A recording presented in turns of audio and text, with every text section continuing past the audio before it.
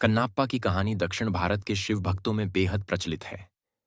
यह कहानी हमें सिखाती है कि सच्ची भक्ति किसी भी विधि या ज्ञान की मोहताज नहीं होती। कन्नाप्पा का असली नाम थिन्नन था, जो एक शिकारी समुदाय का साहसी और वीर युवक था। वह अपने परिवार के साथ जंगल में रहता था और शिकार करना ही उसकी जिंदगी का जरिया था। एक दिन शिकार करते हुए थिन्नन की नज़र एक प्राचीन शिव मंदिर पर पड़ी। वहां का वातावरण उसे अजीब सा लगा, जैसे कोई अनजान शक्ति उसे अपनी ओर खींच रही हो। शिवलिंग को देखकर थिन्नन के हृदय में भक्ति की भावना जाग उठी।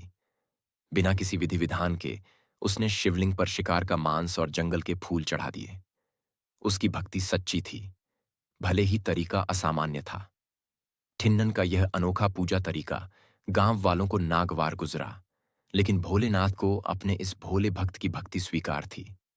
एक दिन शिवलिंग की एक आंख से खून बहने लगा। यह देखकर थिन्नन घबरा गया। उसने बिना सोचे समझे तुरंत अपनी एक आंख निकालकर शिवलिंग पर चढ़ा दी। शिवलिंग से खून बहना रुक गया, लेकिन थोड़ी देर में दूसरी आंख से खून बहने लगा। अब थिन्नन के पास सिर्फ एक आंख बची थी। उसने निडर होकर दूसरी आंख भी चढ़ाने का निश्चय किया। उसने अपने पैर के अंगूठे से शिवलिंग की आंख की जगह को छुआ, ताकि दूसरी आंख चढ़ाने के बाद जगह पता रहे। जैसे ही वह दूसरी आंख निकालने वाला था, भगवान शिव प्रकट हो गए और बोले, रुक जा, कन्नाप्पा। शिव ने प्रसन्न होकर थिन्नन को आशीर्वाद दिया और उसे कन्नाप्पा नाम दिया, जिसका अर्थ है आंखें अर्पित करने वाला भक्त। इस कहानी से यह स्पष्ट होता है कि भक्ति दिल से होनी चाहिए, विधि विधान से नहीं। कन्नाप्पा की निस्वार्थ भक्ति और बलिदान ने भगवान शिव को भी झकझोर दिया। शिव ने कन्नाप्पा को अपने गणों में स्थान दिया और उनकी भक्ति को अमर बना दिया।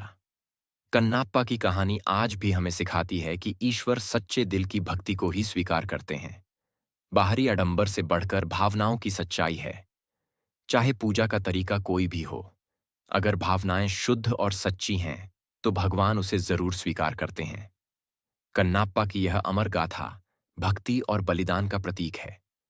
अगर वीडियो अच्छी लगी हो तो कमेंट में जरूर बताएं, और चैनल पर नए हो तो चैनल को सब्सक्राइब कर लें। धन्यवाद दोस्तों।